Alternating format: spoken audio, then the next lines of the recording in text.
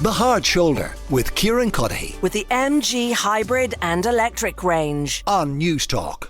Now, we'll take a very quick break from Irish politics because the US President Donald Trump has, of course, signalled his intention to make good on a promise to end what he describes as illegal immigration and start this wave of deportations. And the focus generally is on people of Hispanic origin who come across the southern border. Lots of undocumented Irish, though, in the US. And Fiona McEntee is a managing partner from McEntee Law Group in Chicago. She's with me now. Fiona, have many of these Irish people been in touch with you in this regard? Yeah, well, thanks for having me. We have been inundated with calls and emails. It didn't just start this week, pretty much since the election results came out. We've just really been aware of just this heightened anxiety within the immigrant community. And what's the nature of the fear? What are the questions they ask?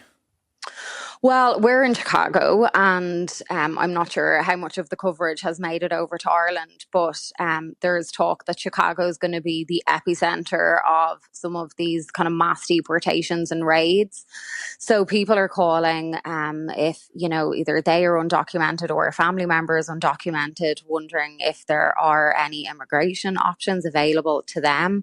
Wanting to establish a relationship with a law firm just in case, God forbid, something happens. They're also looking for kind of information in relation to what to do in various situations. And then we're also hearing from a lot of employers as well as they're kind of preparing their staff for worst case scenario. If ICE was to enter their establishment, what would they do? So ICE is the police kind of enforcement arm of immigration. And I'd wager as well, beyond kind of it being a HR issue, that there are businesses out there in the States who would cease to function if they didn't have a lot of these people working for them. Yeah, absolutely. And I think, we will see if mass deportations happen at the scale that the Trump campaign and now administration was threatening or promising. You will absolutely see the economic impact. I mean, I was listening to the radio here in Chicago actually yesterday, and they were interviewing somebody who's a waitress who's been in the US for 30 years.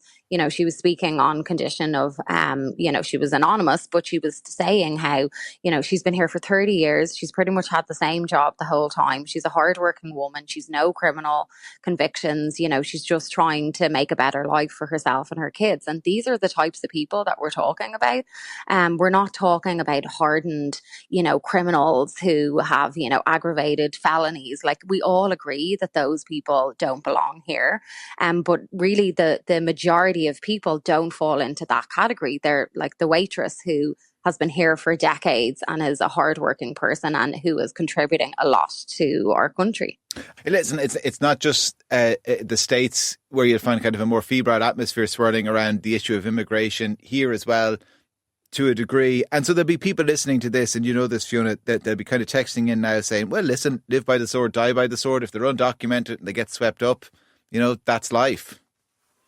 Yeah, I'm sure there are people who think that way. I certainly don't think that way. I think if you've ever, met or dealt with some of these undocumented immigrants, like I said, they're hardworking people. They are here, doing all sorts of jobs. And I would also say some of them are even employers themselves.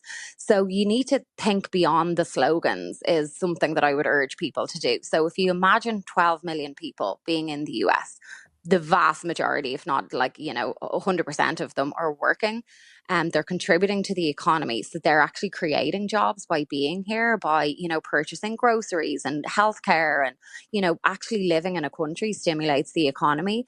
And they're paying rent, they're paying mortgages. So I think people have a very short view of this. And I think if you look at the big picture and you truly look at the ripple effect that deporting that many people would have, America would collapse without the undocumented immigrants, and they're treated so poorly. It's always take, and they're not asking for handouts. They're asking just for an opportunity to continue to work. I saw a video of a nurse who has DACA, so she's one of those dreamers with the protection from deportation, Yeah. the work permit, that's also going to be going away. And she, she lives in Texas, and she put up a video saying, I just want to be able to continue to work. She was a nurse in the emergency room, and, all she wants is to be able to continue to work. But the state of Texas was challenging DACA, saying that she's a drain on the economy. And she was saying, I'm working, I'm paying taxes, I have an apartment, I'm doing all these things. And, I just feel like people, they're taken for granted, they're treated so poorly. And I would hate to see what way the country would be left if 12 million people, and more, actually, it's not even just 12 million, because this is the undocumented population. There are also people who have, temporary type protection, like the DACA example there of that nurse, and also people that came in on some of these humanitarian parole programs that the Biden administration issued. The Trump administration's trying to get rid of all of those as well. So, I mean, the number would be far greater than that. And I think you just need to be aware that the majority of these people are working and contributing to the economy. And I would hate to see what would happen if all of a sudden they're not here. And also, a lot of them have children, have American-born children, which I'm not sure how much the news of the birthright citizenship executive order has made it over there. Yeah, not really. I guess I saw it, but it's certainly not the topic of discussion, we'll put it that way. Well, I think that to me is one of the most troubling executive orders that we've seen from the Trump administration, because this is guaranteed, the birthright citizenship in the Constitution here. The 14th Amendment says that anybody born in the US and subject to the jurisdiction, tiny little phrase in between, is a US citizen. And the Trump administration is essentially trying to get rid of all of that with a new executive order. And this would impact Irish people who are here undocumented, but also Irish people who are here on visas, who are working. If neither pair, there's certain kind of parameters that the Trump administration has outlined. But essentially, they're trying to completely rewrite the US Constitution in relation to birthright citizenship. Fiona, listen, thanks a million for speaking to us and explaining the situation that you and others are dealing with. Fiona McEntee is a managing partner, as I said, McEntee Law Group based in Chicago, Illinois. The Hard Shoulder with Kieran.